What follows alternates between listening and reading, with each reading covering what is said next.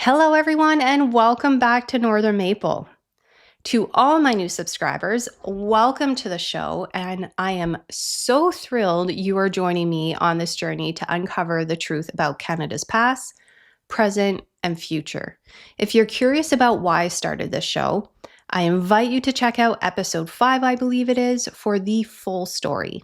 For now, though, let me share this. I truly am just a curious Canadian practicing the art of citizen reporting.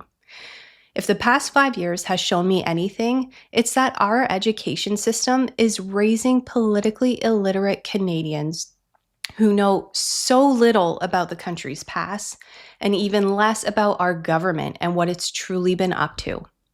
I started reading more books, reading more news articles, and even watching as much coverage of our government as I possibly could, with one never-ending question: why? Why are crime rates rising? Why is cost of living unaffordable? Why is cancel culture so prominent? Why is the narrative right versus left at the core of nearly every single relationship now? Why has the education system failed to provide the population with young adults able to critically think about the most important decision we make as Canadian citizens? Who to elect to represent our values in government? As the voice of Northern Maple, my goal is to inspire, educate, and ignite curiosity in my fellow Canadians. And what better way to do that than explore Canada with a fresh perspective together? Okay. So, on September 15th, the House of Commons reconvened, but mainstream media headlines have been so inaccurate that I keep finding myself in these rabbit holes that always lead to the same conclusion. Globalists are trying to take over the world. Now, before I lose you, consider this headline from CTV News. A Caledon man charged after almost $25 million worth of suspected cocaine found hidden in truck at Canada-US border crossing. Okay, so let's set the record straight first. The alleged drug trafficker, Onkar Kelsey, and I say alleged because I have to, because he hasn't been convicted yet, is not a Caledon man as CTV claims. He is an Indian citizen visiting Canada on a work permit. Residing temporarily in a place does not make you of that place. The New Indian Express got it right, describing him as an Indian origin Punjabi truck driver. This man is not of Caledon, he is of India. So why does our media portray this alleged criminal as Canadian? Is it to obscure the physical or cultural characteristics of crimes committed by immigrants? Or is it to downplay the consequences of unchecked, uncontrolled mass immigration, which has become a magnet for transnational crime? The 2016 bail reform only exacerbates this. Criminals, alleged or otherwise, often walk free on bail or receive reduced sentences because of their immigration status. Take, for instance, the case of a 33-year-old immigrant who, in January of 2025, recklessly rear-ended another vehicle before fleeing the scene and striking a 21-year-old Dalhousie University student in a Halifax crosswalk, fatally injuring her. He then abandoned his damaged car and hid, only to be identified through community-provided video evidence.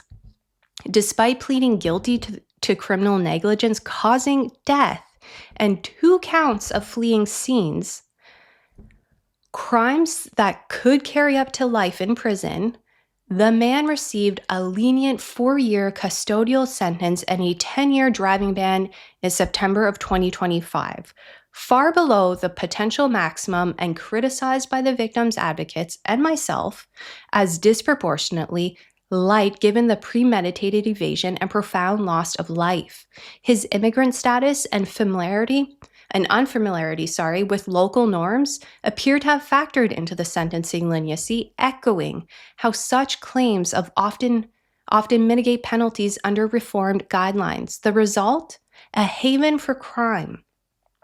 The government's justification for open borders is economic growth, but the evidence tells a very different story. Canada's economy is in decline, unemployment is rising, and the housing crisis persists with no meaningful progress in sight. 4,000 new homes won't solve it. So what's the real motive? Some argue the Trudeau administration boosted immigration to secure Liberal votes, and we've seen immigrants support policies that keep borders open. I believe it goes deeper than that, though. Look at the UK for a glimpse of Canada's future. Mass, uncontrolled immigration has left the UK grappling with a housing crisis, rising crime, and illegal immigration. Their response? Well, Prime Minister Starmer is transforming the UK into a surveillance state. On September 26, he announced plans for a mandatory national digital ID by no later than July 2029, pitching it as a solution to illegal immigration and a tool to streamline public services. Meanwhile, the UK arrests an average of 30 people daily for social media posts deemed hate speech. Contrast this with Alberta's approach, adding a CIT marker to driver's license to indicate citizenship status. Simple, effective, no digital ID required, no extra administration. Why mandate a digital ID when straightforward solutions exist? It raises the question, are governments creating crises to justify invasive policies? This brings us back to the CTV headline. Why does mainstream media obscure the backgrounds of immigrant criminals while freely detailing crimes by Canadian citizens? Is it to hide the rise in immigrant-related crime? To try and uphold the narrative that diversity is our strength? When clearly diversity in values is not our strength? Is it to normalize compelled speech, where dissent risks being labeled hate and punished with up to 7 years in prison? So let me be clear.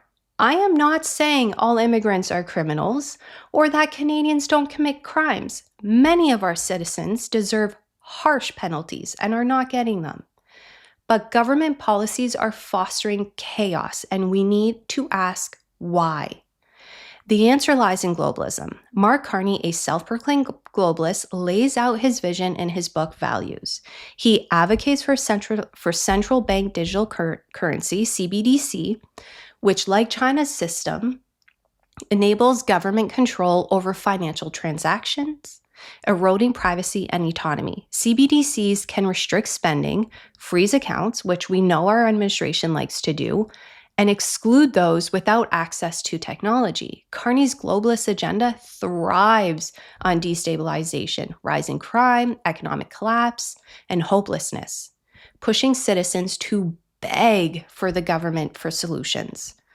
Carney's own words and values reveal his mindset, and I haven't even begun to shake it. In the preface, Under a Way Forward, he writes, "The willingness, at times even eagerness, of Canadians to help their fellow citizens has often come at great cost to their wallets, their family and social lives, and even their mental and physical health." He's right. Canadian values are deeply rooted in our sense of community and duty, but he wants to exploit it. While we face carbon limits and eat crickets to save the planet, globalist elites like Carney jet set in private planes we fund. Do you really think Carney or any other global elite is going to sacrifice their private jets, their meat-based diets, or their money for the good of the world? Of course not. Don't be naive like I used to be. They will not sacrifice anything while we sacrifice everything. Take the COP26 UN Climate Change Conference in 2021. World leaders and their VIPs arriving in 400 private jets emitting 13,000 tons of CO2, equivalent to the annual emission of 855 Canadians. Their menu? High-emission Scottish beef burgers for everyone. Meanwhile, Canada invests $15 million in cricket farms to cut emissions and address food insecurity. The hypocrisy is glaring.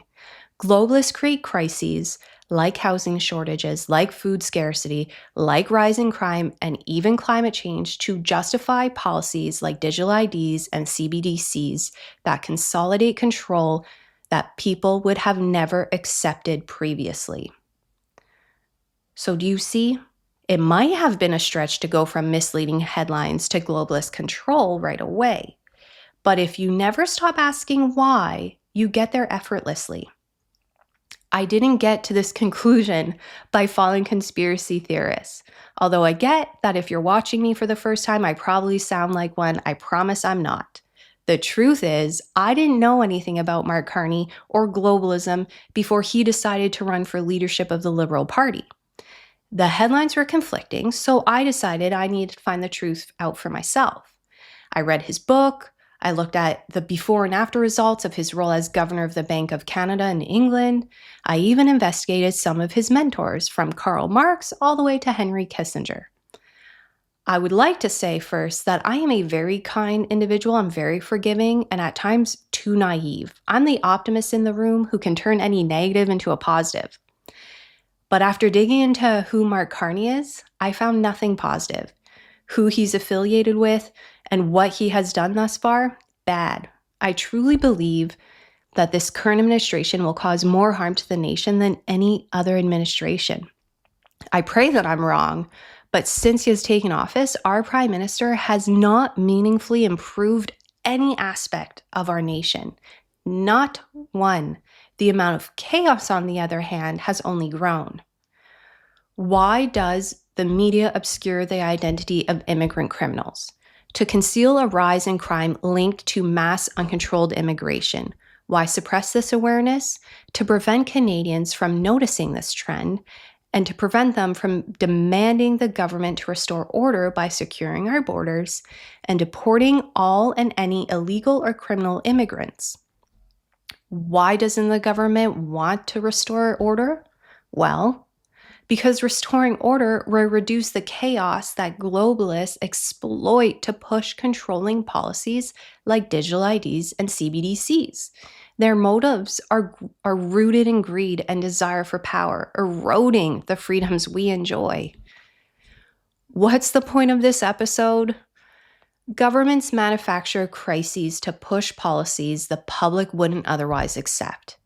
As new bills emerge, ask yourself, does this bill resolve a problem or create one? Bills are meant to improve laws for the betterment of its citizens.